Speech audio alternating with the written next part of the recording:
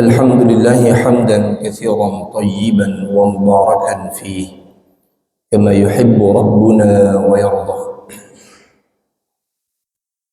أشهد أن لا إله إلا الله وحده لا شريك له، وأشهد أن محمدا عبده ورسوله لا نبي ولا رسول بعده.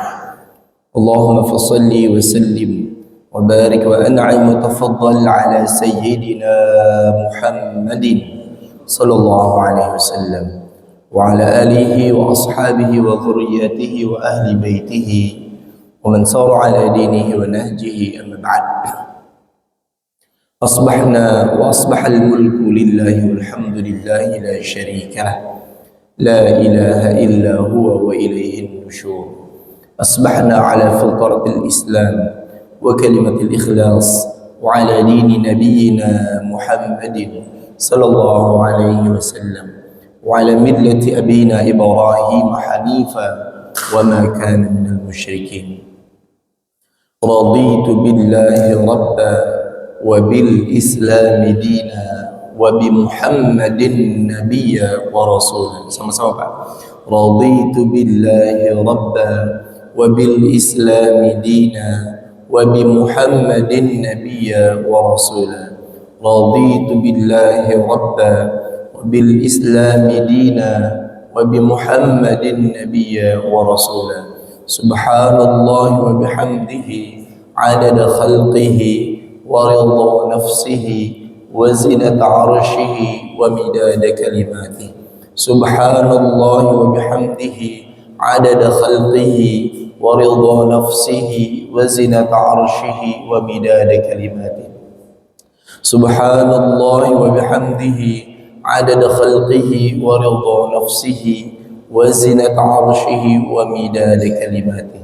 بسم الله الذي لا يضر مع اسمه شيء في الأرض ولا في السماء وهو السميع العليم. أعوذ بكلمات الله التامات من شر ما خلق. اللهم أنت ربنا لا إله إلا أنت خلقتنا ونحن عبادك ونحن على عهدك ووعدك ما استطعنا. نعوذ بك من شر ما صنعنا. نبوء لك بنعمتك علينا ونبوء بذنوبنا فاغفر لنا فإنه لا يغفر الذنوب إلا أنت.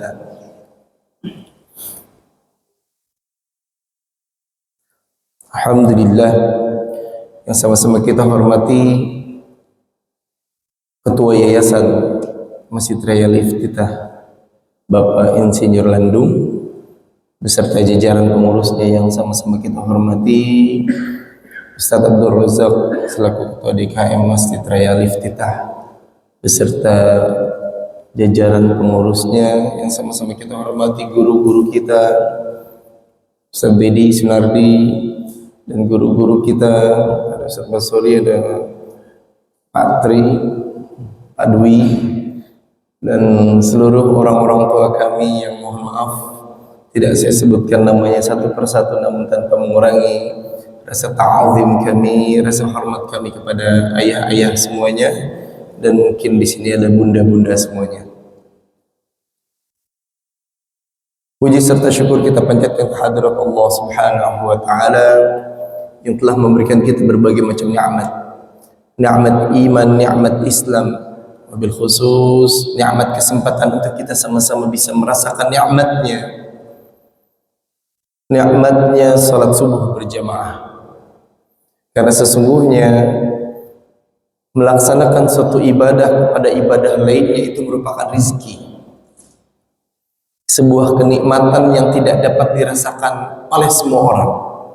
Hanya orang-orang tertentu saja yang bisa merasakan rizki kenikmatan tersebut. Jadi rizki itu tidak bisa kita nilai hanya sekedar materi, ya. Rizki itu tidak hanya sekedar gaji yang kita terima, honor yang kita terima, tidak. Tapi rizki itu baik materi maupun non materi.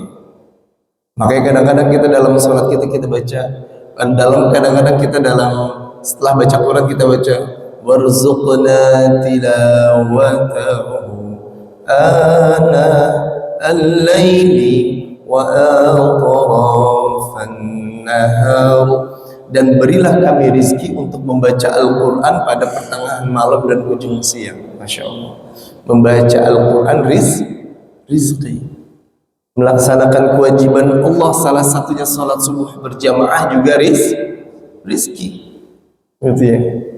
Masih banyak di antara teman saudara, tetangga yang tidak bisa padahal mau. Kenapa? Karena Allah belum menakdirkan mereka untuk bisa bersama-sama kita untuk mendapatkan nikmat tersebut. Ya, ada yang karena sakit, ada yang karena perjalanan, ada yang karena mungkin ya, masih belum Allah berikan kesempatan. Ya, belum Allah berikan kesempatan. Maka Rasulullah SAW bersabda, "Man shalla subhi jama'atan fahuwa fi dhimmatillah." Barang siapa yang salat subuh berjamaah, maka dia berada dalam jaminan Allah Subhanahu wa taala. Mudah-mudahan salat subuhnya kita tadi Allah terima, dan Allah jadikan salat subuh yang tadi kita laksanakan itu sebagai jaminan kita. Ya, jaminan kita untuk melaksanakan satu hari ini, Pak. Allah jauhkan dari berbagai macam godaan, ujian dan lain sebagainya. Ya, Allah berikan kita kecukupan materi, kecukupan non materi. Allah jadikan anak-anak kita diberikan penjagaan kepada mereka agar mereka tetap dalam iman Islamnya. Amin ya rabbal alamin. Begitu juga ya, ketika kita sholat itu sesungguhnya di antara langkah-langkah kita, itulah yang nantinya akan memperbanyak atau menyempurnakan cahaya kita di hari kiamat. Karena Rasulullah SAW bersabda, "Inna ummati ya'tuna yawmal qiyamah ghurwan muhajjalina min atharil wudu." Sesungguhnya umatku nanti akan datang pada hari kiamat. Jadi umat Nabi Muhammad itu banyak, Pak. Jutaan, mungkin miliaran mungkin ya, karena dari awal ya, jutaan. Bagaimana cara Rasulullah untuk mengidentifikasi kita, mengenali kita kalau kita adalah umatnya? Kata Rasulullah, "Inna ummati ya'tuna yawmal qiyamah ghurran muhajjalin min athar wudu." Sesungguhnya umatku nanti datang pada hari kiamat bercahaya. Masya Allah. Dari mana bercahayanya? Bercahayanya yang pertama dari wudu. Ghurran muhajjalina min atharil wudu. Ya, makanya perbanyak berwudu supaya apa? Supaya nanti hari kiamat wajah kita akan tampak bercahaya. Mungkin saat ini nggak kelihatan, ya. Mungkin saat ini kusam gitu ya, karena kebanyakan kena sinar matahari dan lain sebagainya. Tapi nanti di yaumil qiyamah Rasulullah akan mengenali kita. Banyak yang mengaku-ngaku saya umat Rasulullah, tapi mungkin dia tidak mengikuti apa yang disunahkan oleh Rasulullah. Yang kedua, kathratul khutuwati ilal masajid, memperbanyak langkah ke masjid. Itulah yang akan memperbesar cahaya kita. Kenapa? Karena ketika kita ke masjid itu ada doanya. Apa doanya, Pak? Ini kayaknya ahli-ahli jamaah semua ini. Ahli-ahli memakmurkan masjid al-iftitah nih.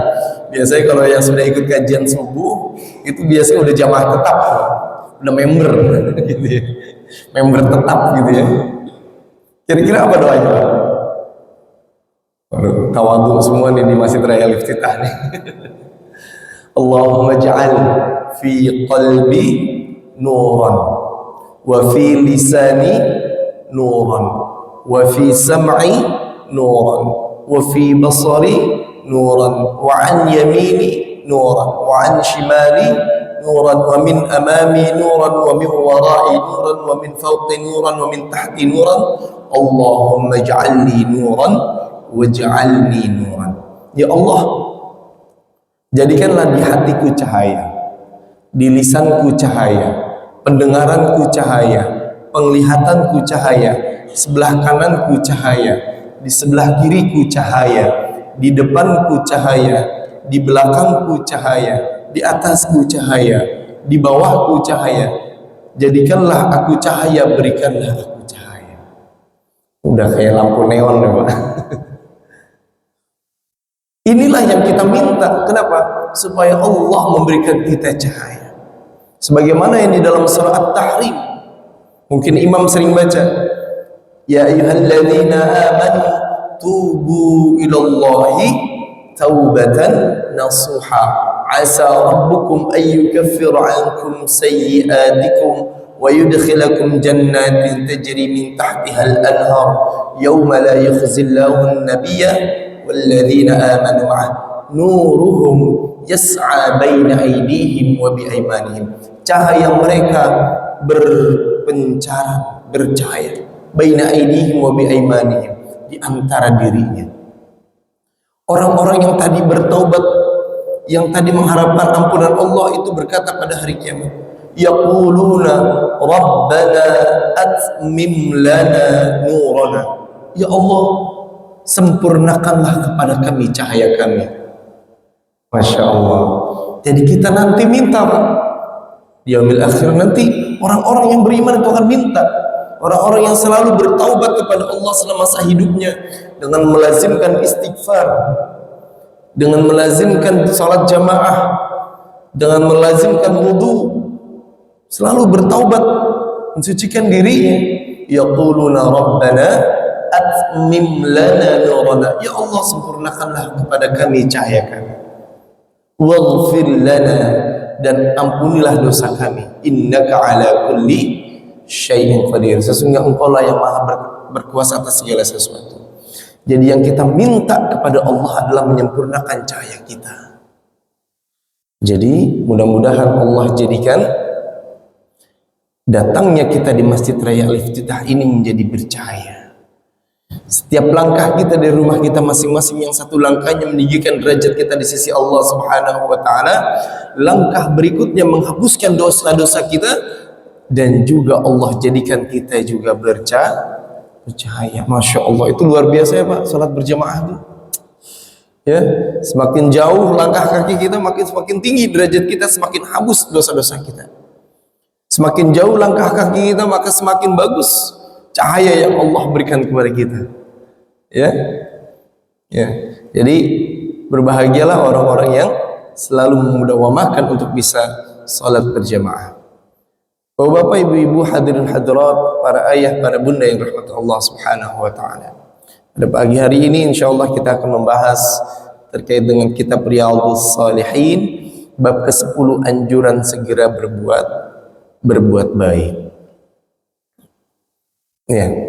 Saya bacakan dulu hadisnya ya Pak ya, atau mungkin mau kita baca sama-sama supaya kita bisa hafal hadisnya ini ya. An Abi Hurairah radhiyallahu anhu anna Rasulullah sallallahu alaihi wasallam yaqulu, dari Abu Hurairah radhiyallahu anhu bahwa Rasulullah sallallahu alaihi wasallam bersabda, badiru bil a'mali sab'an hal tantaziruna illa faqran munsiyan aw ghaniyun mutghiyan aw maradan mufsidan aw haraman mufnidan aw mautan mujhizan aw ad-dajjal fasharru ghaibu yuntazar aw as-sa'atu fas-sa'atu adha wa amar. Rawahu Tirmidzi wa qala haditsu hasan. Tahu artinya Pak? Karena ada ini saya kasih tahu artinya. Dari Abu Hurairah radhiyallahu anhu berkata, sesungguhnya Rasulullah sallallahu alaihi wasallam bersabda, bersegeralah kalian untuk beramal sebelum datang 7 perkara. Ini hadis sahih, hadis hasan ya, di dalam kitab Riyadhus Shalihin. Apakah kamu menantikan kemiskinan yang dapat melupakan, kekayaan yang dapat menimbulkan kesombongan, sakit yang dapat merusak, tuarentak yang dapat melemahkan, mati yang dapat menyudahi segalanya, atau menunggu datangnya Dajjal padahal ia sejelek-jelek sesuatu yang ditunggu, atau menunggu datangnya hari kiamat padahal hari kiamat adalah sesuatu yang amat berat dan amat menakutkan. Hadis riwayat Tirmidzi. Dalam Badiru Rasulullah SAW ada beberapa konteks, ada beberapa teks yang Rasulullah sampaikan. Ada badiru bil a'mali sab'an yang ini kita akan bahas. Ada badiru bil a'mali salihat fitanan kaqita'il laili muzliman yusbihu ar-rajulu mu'minan wa yumsi kafiran wa yusbihu rajulun kafiran wa yumsi mu'minan. Ada hadis yang lain yang Rasulullah SAW juga bersabda, badiru bil amal, bersegeralah kalian untuk beramal, fitanan qatita'il laili mudliman, sebelum datang zaman fitnah seperti gelapnya malam. Karena saking banyaknya fitnah, saking banyaknya ujian, saking banyaknya, begitu banyaknya kemaksiatan, sehingga Rasulullah SAW mengibaratkan saat tersebut, zaman tersebut, kalaili mudliman, seperti malam yang sangat amat gelap. Yusbihu rajulu mu'minan wa yumsi kafiran, yang di pagi hari ada seorang yang mukmin namun dia akan kafir di sore harinya. Wa yusbihu rajulan aw yusbihu rajulan kafirun yumsi mu'minan, atau ada orang yang kafir pada pagi harinya namun pada sore harinya ia menjadi seorang yang mukmin. Kama qala Rasulullah sallallahu alaihi wasallam. Artinya badiru bil a'mal ini ada beberapa, Pak. Dan ini merupakan zaman yang mungkin saat ini kita rasakan. Fitanan qatita'al lail, zaman yang penuh fitnah yang seperti gelap gulita, malam gelap gulita. Masya Allah, kalau kita lihat di media massa, media sosial, Pak ya, begitu beratnya zaman kita sekarang ini. Ada anak membunuh orang tuanya, membunuh neneknya, bahkan mau membunuh ibunya. Masya Allah, sampai sekarang belum ketahuan itu kenapa tuh anak 14 tahun sampai membunuh, sampai melakukan perbuatan yang amat sangat biadab tersebut. Ya. Ada juga banyak sekali kasus-kasus yang perzinahan di mana-mana, perselingkuhan di mana-mana, perjudian sudah marak sekali di tengah masyarakat kita. Ya. Riba, pinjam meminjam, pinjol, itu sudah sangat-sangat meresahkan. Ini zaman yang kita lalui sekarang, Pak. Pertanyaannya, bagaimana zaman yang akan dilalui oleh anak cucu keturunan kita nanti? Luar biasa, Pak ya. Peperangan di mana-mana, Masya Allah. Di Suriah sekarang lagi bergejolak lagi, ya. Di Palestina belum selesai, belum di tempat-tempat lain, Masya Allah. Bencana alam di mana-mana, ya. Jadi ini luar biasa, Pak. Ini zaman yang kita lalui sekarang. Bagaimana zaman yang akan dilalui oleh anak-anak kita, ya. Jadi badiru bil amal, maka hendaklah kamu bersegera untuk melakukan amal saleh, bersegera. Badiru bil amali salihat, bersegeralah kalian untuk beramal saleh sebelum datang 7 perkara. Jadi sesungguhnya 7 perkara ini akan bisa menghampiri kepada setiap orang di antara kita. Tapi jangan sampai kita nunggu 7 perkara ini untuk kita beramal saleh. Jangan sampai kita nunggu ke masjid, jangan sampai kita nunggu ke majelis ta'lim, majelis ilmu, jangan sampai kita nunggu berinfak, sedekah, puasa, tilawah Quran, bersilaturahmi, menuntut ilmu dan lain sebagainya. Nanti sampai datang 7 perkara ini. Yang pertama apa, Pak? Hal tantaziruna illa faqran munsiyan. Apakah kamu menantikan kemiskinan yang dapat melupakan. Kadang-kadang ada orang yang sudah diberikan oleh Allah karunia berupa kekayaan rizki yang berkecukupan, namun suatu ketika ya Allah berikan ujian berupa kefakiran, tidak punya harta, tidak punya makanan, tidak punya pekerjaan, tidak bisa menutupi kebutuhan sehari-harinya. Akhirnya apa? Fakirnya ini menyebabkan ia lupa kepada Allah Subhanahu wa ta'ala. Lupa sholatnya. Kenapa? Masih nungguin barang dagangan. Lupa jamaahnya. Kenapa? Karena takut proyeknya nih nggak ketemu, nih udah lagi ketemu orang klien. Lupa dia sama Allah. Lupa dia untuk beramal saleh. Lupa dia untuk sedekah. Kenapa? Ini lagi udah ditentuin ini target untuk tahun ini nih harus berhasil. Nggak mau sedekah dia. Ada orang yang seperti itu. Ketika diberikan kekayaan, dia tidak mau beramal saleh, sampai akhirnya dia diberikan ujian berupa kefakiran, dan akhirnya kefakiran itulah yang melupakannya.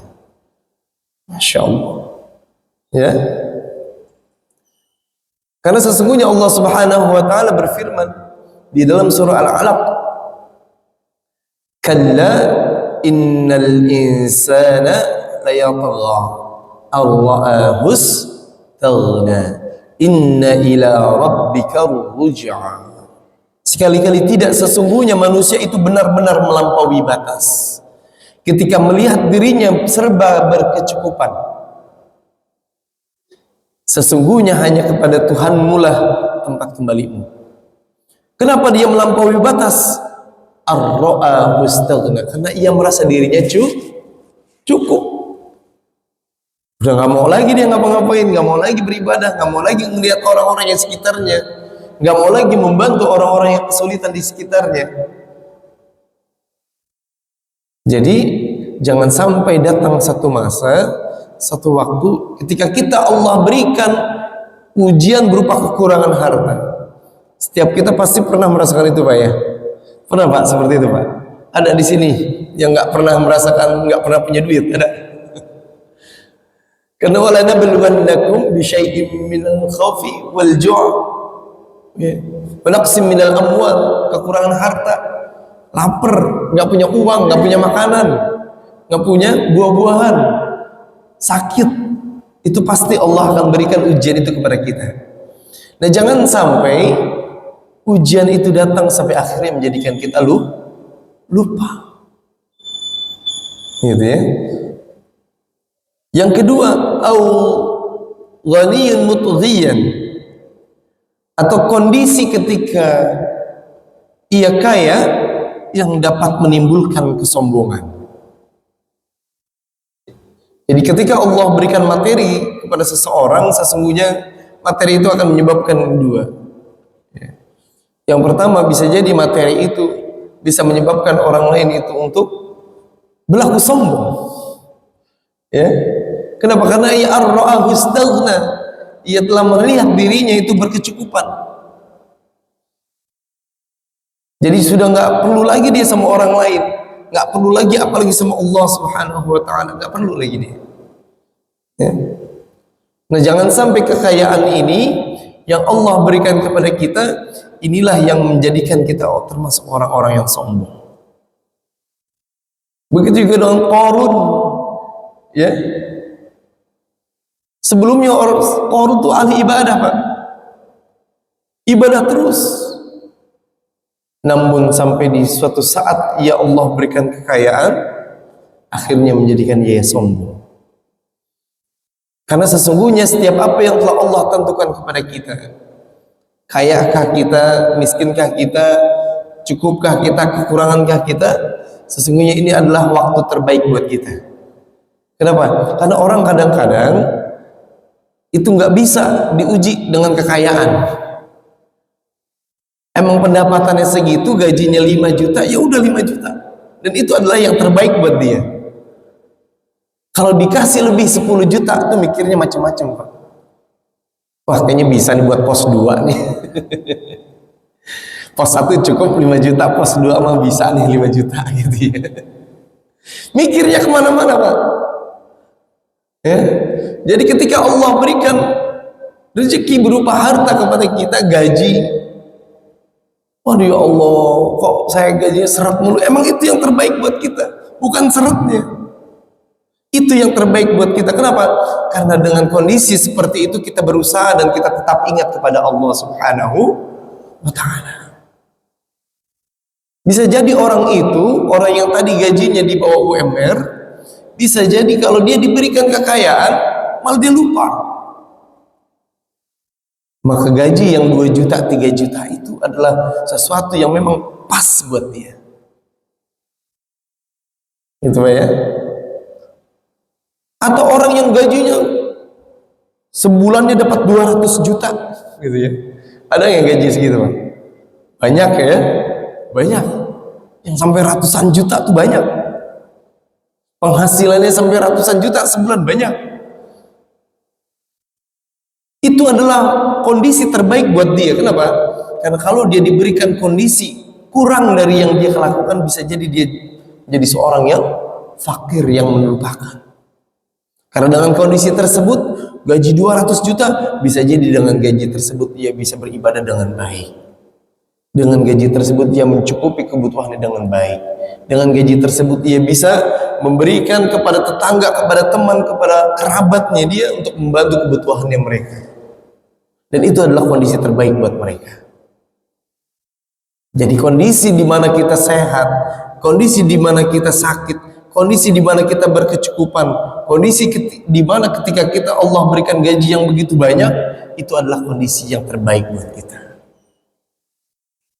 Jelas ya Pak ya? Jadi jangan sampai menunggu kondisi lain. Wah, nantilah saya ini lagi berusaha, lagi startup gitu ya. Nggak bisa nih saya nih, kayaknya belum sempat nih, kayaknya saya nih gabung-gabung lagi nih di majelis nih. Gabung-gabung lagi nih, dia nggak bisa. Kenapa? Karena masih berusaha gitu ya. Salah. Kenapa? Karena bisa jadi ketika ia mendapatkan kenikmatan berupa harta yang banyak, itulah yang melupakan dia atau menjadikan dia sombong. Ya, Allah Subhanahu wa Ta'ala berfirman di dalam surah An-Nahl ayat ke-97. A'udzu billahi minasyaitonir rajim. Bismillahirrahmanirrahim. Man 'amila salihan min dzakarin aw untha wa huwa mu'min falanuhyiyannahu hayatan thayyibah wa lanajziyannahum ajrahum bi ahsani ma kanu ya'malun. Ini ayat-ayat favorit saya, Pak. Ya, kenapa favorit? Karena Allah lah yang sudah menjanjikan buat kita. Ya, makanya saya anak banyak juga nggak ada masalah. Anak saya 4. Kalau sekarang kayaknya banyak banget. Anak Ustaz Dedi banyak juga nih. Nggak ada masalah Pak. Kenapa? Karena yang menjamin Allah. Gitu ya. Karena ada ayat ini nih. Man 'amila shalihan, barang siapa yang mengerjakan kebajikan, min dzakarin aw untha, baik laki-laki maupun perempuan, wa huwa mu'min, sedangkan dia orang yang beriman.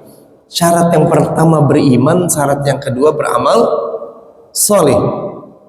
Falanuhyiyannahu hayatan thayyibah, maka benar-benar kami akan berikan kepada kehidupan yang baik. Di sini ada lam taukid, ada nun taukid, Pak. Lam taukid, lam penekanan. Nunnya nun taukid. Kalau satu lam saja itu sudah sudah diberikan penekanan. Ini ada lam, ada nun. Masya Allah, benar-benar, sungguh benar-benar ini. Falanuhyiyannahu, sungguh benar-benar akan kami berikan penghidupan hayatan thayyibah, penghidupan yang baik. Jadi bukan ayatnya, redaksinya bukan sungguh akan kami benar-benar berikan ia harta yang banyak, bukan gitu Pak ya. Bukan sungguh kami akan benar-benar memberikan kamu harta yang banyak, tapi sungguh benar-benar akan kami berikan hayatan thayyibah, kehidupan yang baik. Jadi jangan sampai kita mengukur harta itu menjadi tolak ukur kita bahwasanya hidup kita hidup yang baik. Banyak orang, oh hartanya Pak ratusan triliun Pak, usahanya tambang, tapi semua sekarang hartanya dibukukan oleh PPATK. Buat makan saja dia sampai minjem Pak. Setiap minggu dia minjem sama temennya, sama kerabatnya. Kenapa? Karena udah nggak punya uang lagi. Padahal hartanya sebelumnya ratusan triliun. Masya Allah. Ya. Itu bukan berarti itu petanda untuk orang yang hidupnya baik. Maka di sini Allah Subhanahu wa taala berfirman, "Falanuhyiyannahum hayatan thayyibah." Maka benar-benar kami akan berikan kepadanya kehidupan yang baik. "Walanajziyannahum ajrahum biahsani ma kanu ya'malun." Dan akan kami berikan balasan dengan pahala yang lebih baik daripada apa yang selalu mereka kerjakan. Jadi buat kita orang yang Allah berikan kecukupan harta, buat kita yang Allah berikan memang bukan kekurangan, ya, karena Allah Subhanahu wa taala menciptakan wa annahu huwa aghna wa aqna. Kalau dalam kekayaan, kalau kan Allah menciptakan siang dan malam, hidup dan kematian, kekayaan dan kecukupan. Dalam surah Al-Qamar, bukan wa aghna wa faqar, bukan. Allah menjadikan kekayaan dan aqna, kecukupan. Artinya harta yang Allah berikan kepada kita, banyak atau sedikitnya itu cukup buat kita, gitu ya. Jadi ketika kita diberikan kecukupan harta tersebut, ya, yang pertama kita beriman, kita tetapkan iman kita kepada Allah. Yang kedua, yang penting kita beramal soleh, berbuat baik kepada siapapun yang kita temui, ya, di lingkungan kita, tetangga kita, ya. Kalau parkir mobil, kira-kira gimana nih tetangga kita mau lewat bisa apa enggak nih? Tetangga kita kira-kira kalau kita parkir mobil di sini dia bisa enggak ngeluarin mobilnya? Misalnya seperti itu Pak ya. Kita pikirin tuh, berbuat baik itu namanya. Ini air dari genteng kita kira-kira bisa ngenain tetangga kita enggak? Akhirnya membuat bocor rumah tetangga kita enggak? Itu kita pikirin, gitu ya. Itu namanya berbuat baik. Tetangga kita ketika dia kesulitan, ya, dia nggak kerja, sehari-hari kita tahu dia nggak kerja, dia nggak punya penghasilan, kita tanyain kondisinya gimana, bantuin, gitu ya. Karena nggak semua rumah yang besar itu mempunyai penghasilan atau pemasukan yang besar juga, gitu ya. Jadi itulah yang kita lakukan. Falanuhyiyannahum hayatan thayyibah. Yang keberapa Pak? Baru dua. Yang ketiga, au maradhan mufsidan, atau sakit yang dapat merusak. Jadi jangan sampai kita menunggu amal ibadah kita, jangan sampai kita beramal soleh, jangan sampai kita ke masjid, jangan sampai kita sholat, jangan sampai kita sedekah, jangan sampai kita tilawah Al-Quran, itu nungguin sampai kita sakit dulu, jangan. Karena sakit itu dapat merusak. Ataukah kita menunggu sakit yang dapat merusak kita? Banyak di antara kita yang sakit. Aduh ya Allah, kayaknya enak banget lihat bapak itu tiap pagi jalan ke masjid.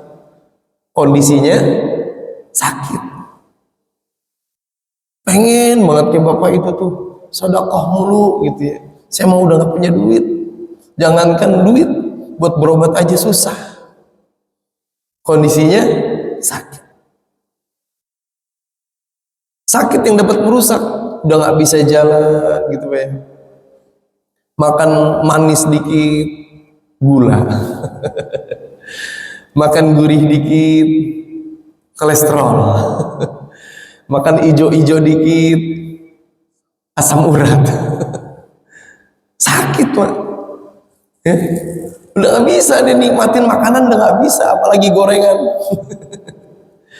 Gak bisa, kenapa? Karena sakit. Ya? Jangan sampai kita menunggu untuk melakukan amal soleh sampai sakit menerpa kita. Buat ke masjid, nunggu nanti aja. Giliran udah sakit pengen. Jangan, gitu ya. Ngumpul sama tetangga, gitu ya. Giliran udah sakit pengen kumpul, pengen kerja bakti bareng, pengen ngeriung nih sama tetangga, kumpul-kumpul bareng, bersilaturahmi. Jadi jangan sampai kita menunggu sakit yang bisa merusak kita. Pengen baca Quran, sebelum sakit mah nggak mau baca Quran. Giliran sakit, glukoma, sakit, katarak misalnya, pengen baca Quran. Ya udah, masih ada waktu sih. Tapi udah agak telat ya Pak ya. Kalau kita masih belajar, tiba-tiba udah sakit duluan. Ya, udah sakit duluan, harus dioperasi kataraknya tuh. Baru mau belajar Quran, udah sakit. Bisa nggak kira-kira? Agak sulit ya Pak ya. Jadi jangan sampai nih nunggu mata kita sakit, baru kita mau baca Quran. Jangan sampai nunggu mata kita sakit, baru kita mau ngafalin Quran. Gitu ya. Jadi jangan sampai nunggu kita sakit, baru kita mau beramal. Sekarang, kapan waktunya? Sekarang. Badiru. Au haraman mufnidan, au haraman mufannidan, atau tua renta yang dapat melemahkan. Kondisi tua itu Pak, ya, itu kadang-kadang melemahkan dan kadang-kadang merepotkan. Gitu Pak ya. Kenapa merepotkan? Karena ketika orang sudah tua, itu dia akan kembali lagi pikirannya ke masa mudanya, ke masa kecilnya. Bahkan ada sebagian berpikir bahwasanya mengurus orang tua itu lebih berat daripada mengurus anak kecil, gitu ya. Kalau anak kecil dibilangin dikit, ngerti gitu. Tapi kalau orang tua, lu siapa sih? Anak kecil baru anak gua, masa ngasih tahu gitu, susah, gitu. Jadi jangan sampai kondisi tua ini yang akhirnya melemahkan kondisi kita untuk beramal, akhirnya dia tidak bisa menjadikan kesempatan kita untuk beramal kepada Allah Subhanahu wa Ta'ala. Kita nunggu sampai tua. Kapan ke masjid? Nanti kalau udah tua, kalau udah asar gitu. Jangan. Kenapa? Karena kondisi tua haram. Kondisi tua ya, itu bisa melemahkan kita. Sulit kita ya untuk berpikir dan lain sebagainya. Ini alhamdulillah para ayah semua, para bapak-bapak semua hadir di sini. Ini luar biasa. Saya yakin ini bukan sehari dua hari ini hadir di sini ya Pak ya. Sudah bertahun-tahun saya yakin seperti itu. Ya, mudah-mudahan menjadi istiqomah kita. Ya, mudah-mudahan bisa Allah akhirkan hayat kita ketika kita sujud di tempat sujud yang biasa kita tempati. Gitu ya. Kan kita minta seperti itu Pak ya, husnul khatimah. Saya juga kadang-kadang gitu Pak. Pengen kayak Mang Odet tuh di Bandung tuh. Mang Odet tuh wali kota Bandung. Ketika jadwal khotib diberdiri Pak, sempoyongan pingsan meninggal.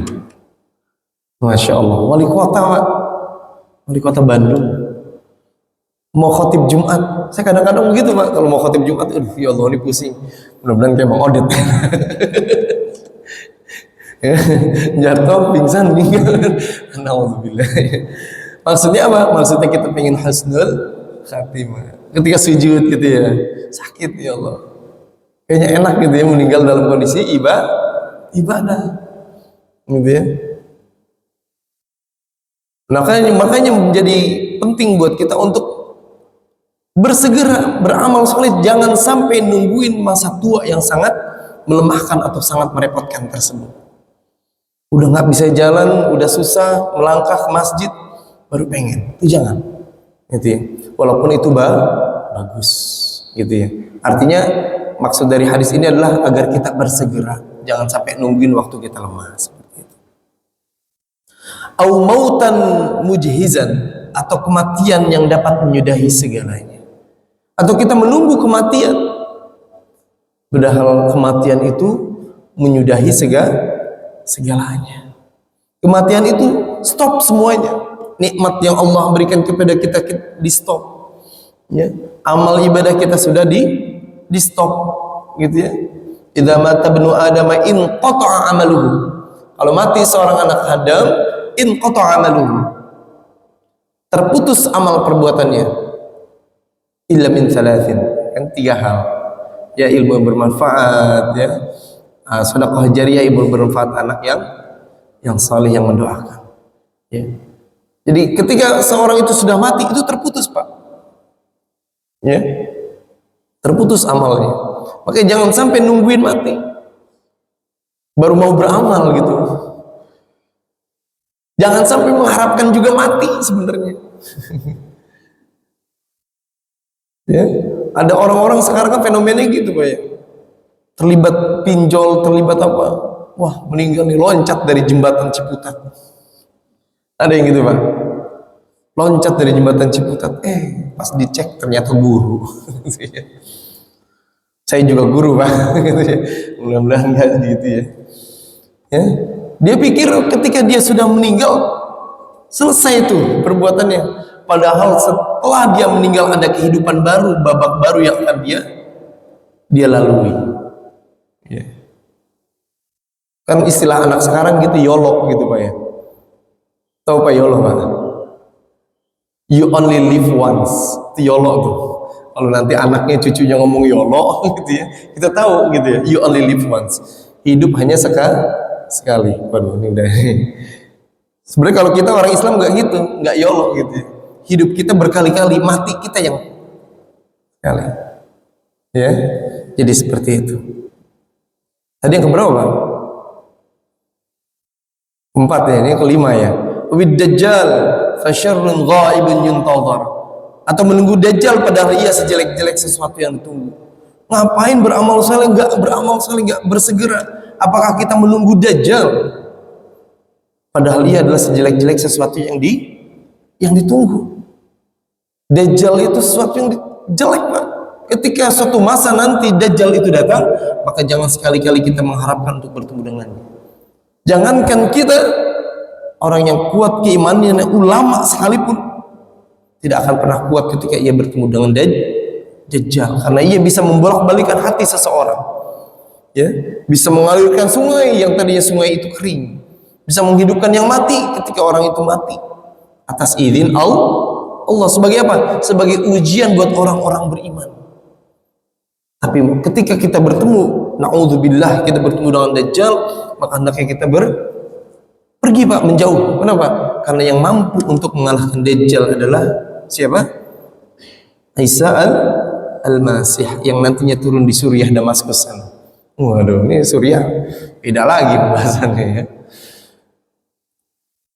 Awis sa'ah fasa'atu adha wa amar.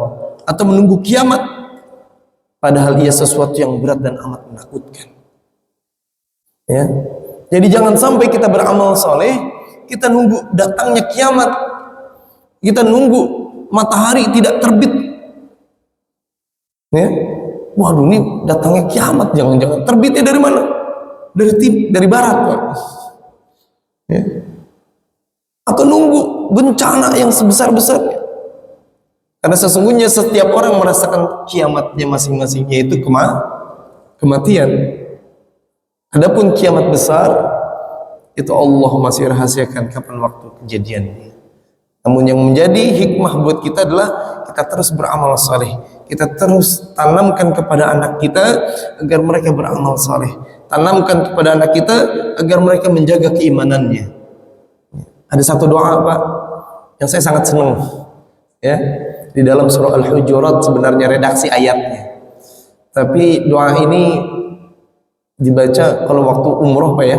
Saya pernah waktu umroh itu baca ketika sa'i atau ketika tawaf, lupa saya.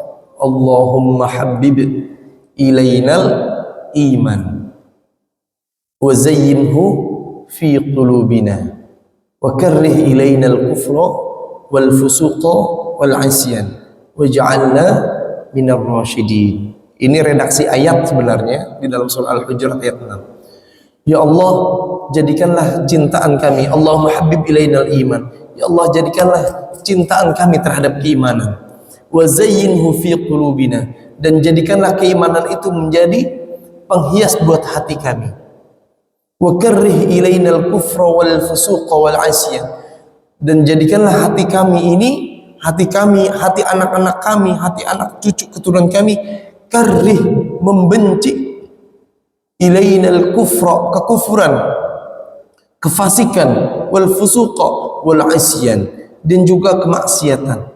Ya Allah, jadikanlah kemaksiatan itu menjadi suatu hal yang dibenci oleh hati kami dan hati anak-anak kami. Waj'alna minar rasyidin, dan jadikanlah kami termasuk orang-orang yang mendapatkan petunjuk. Ini doa yang paling saya senang, Pak. Kalau saya baca doa itu. Kenapa? Supaya Allah menetapkan iman Islam kita, supaya Allah menetapkan keimanan dalam hati anak-anak kita. Sekarang aja kondisinya begini, Pak. Main games itu ada satu hal yang musyrik, ya. Nyembah berhala dulu baru dapat senjata. Ada, Pak, games kayak gitu tuh. Itu dimasukin tuh sama orang-orang yang tidak senang sama Islam. Itu merusak keimanan anak-anak kita. Maka kita sebagai orang tua yang gak bisa ngejaga anak kita 24 jam, yang kita perlu lakukan adalah kita doain.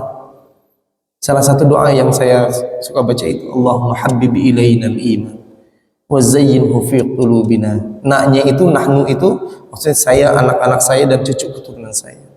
Karena fitnah zaman sekarang itu luar biasa. Wa karri ilainal kufra wal fusuq wal isyan. Jadikanlah hati anak saya itu benci terhadap kemaksiatan. Kalau dia gaul sama temennya, berteman sama temennya, diajakin kemaksiatan, diajakin judi, diajakin minum-minuman keras, diajakin tawuran, diajakin ngebegal, dia benci terhadap hal tersebut. Wa karri ilainal kufra wal fusuqa wal isyan waj'alna minar rasyidin, dan jadikanlah kami termasuk orang-orang yang mendapatkan petunjuk. Karena sudah ditungguin kayaknya, udah dulu ya. Wallahu a'lam bishawab. Ini yang dapat saya sampaikan. Assalamualaikum warahmatullahi wabarakatuh.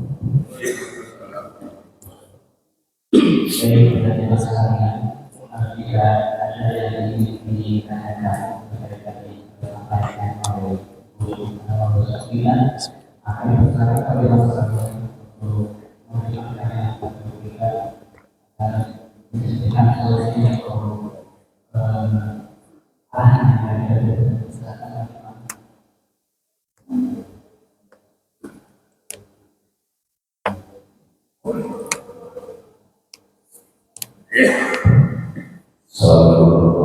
Waalaikumsalam warahmatullahi wabarakatuh.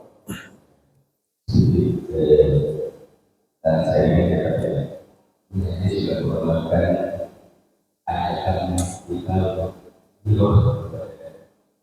Ini ada juga dari beberapa masjid ayat yang diturunkan Allah. Dia pertanyaannya dalam surat berdasar Innallah dari bumi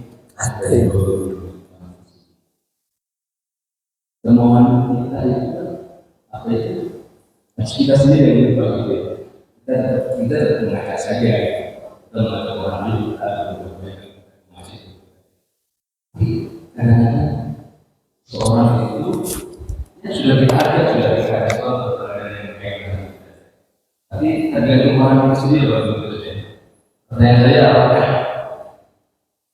niat kita sudah mengajar, sudah membentuk yang terbaik? Orang itu sebelum mau juga. Jadi pertanyaan saya, bagaimana cara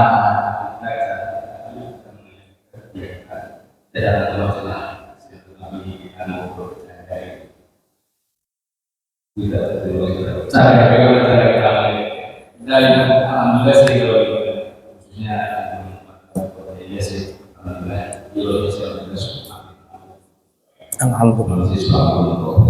Waalaikumsalam. Baik, Pak sorry ya, terkait dengan bagaimana cara kita mengajak. Di dalam surah Luqman ada diskusi. Walaqad atayna Luqmana al-hikmata an yashkur lillah wa may yashkur fa innama yashkuru li nafsihi wa man kafara fa inna Allaha ghaniyyun hamid. Wa idh qala Luqman li ibnihi wa huwa ya'idhu, dan ketika Luqman berkata kepada anaknya wa huwa ya'idhu, dan dia menasihati, ya bunayya la tusyrik billah, wahai anakku jangan syirik kepada Allah. Dalam tafsir Ibnu Katsir itu kondisi anak Luqmanul Hakim itu kafir, musyrik dia kepada Allah, padahal bapaknya itu adalah orang yang amat sangat saleh, orang hitam legam tapi amat sangat saleh, selalu dikerubungin orang-orang lah, Kalau kita, kalau zaman sekarang ulama besar, tapi anaknya ini